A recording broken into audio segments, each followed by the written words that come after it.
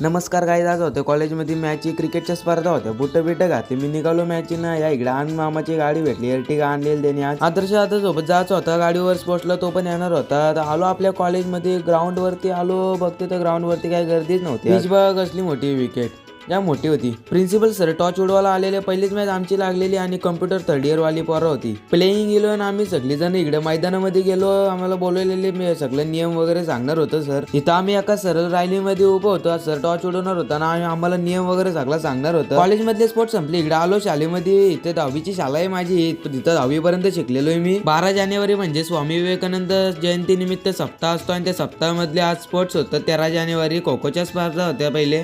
मागच्या वर्षी आम्ही इथं पहिला नंबर मारलेला खो-खो शाळेमध्ये. तर बोललो जरा बघू ते जाऊन कशी काय पोरा खेळतात म्हणून आलो. जरा आठवण आली मला शाळेची. हा भाई बघा, असं उन्हाळतंय आहे काय आला. पण आम्ही येऊन गेलो इकडे पाळतो प्यायला. सगळी शाळेतली पोरं होती, आम्ही भेटलेलो एका ठिकाणी. इकडे आलो, नंतर घेतला आनंदच. शाळा आता भरपूर डेव्हलप झाले. 10वी संपल्यापासून मी पण बऱ्याच दिवसांनी गेलेलो इकडे स्पर्धा होते. आमचं वर्ग आहे इकडे 10वी असं नाव लिहिलेला. खो-खोच्या स्पर्धा ना. हा भाई आला इकडे लंगडत माझे बोलतो पाहा लागलाय, चल घरी जाऊ. बोललो चल जाऊ, थांब पहिले मला सर्टिफिकेट घे. माझा 10वीचा रिझल्ट होता, तो दिलेला मला. रिझल्ट वर इकडे माझी सही घेतलेली नाही, इकडे प्रिन्सिपल सरांची सही घेतली नाही. याला आणलं इकडे सरकारी दवाखान्यात. बोलतो पाहा लागलाय बघ, कशी साल्टी निघाली. लास्ट बघ असं आहे का, एकदम बेकारच लागलेला. ती साल्टी बघ अशी कापून काढली. मला बेकार वाटत होतं बघायला ते बघ असं. पण लागलेलं थोडा तसा, पण पट्टी बघ किती बांधली. काय बोलायचं आता, सगळं झालं ना, आलो घरी. तर असं होतं आजचा ब्लॉग. चला बाय गाईज, लाईक करा, कमेंट करा, सबस्क्राईब करा. Thank you blogger.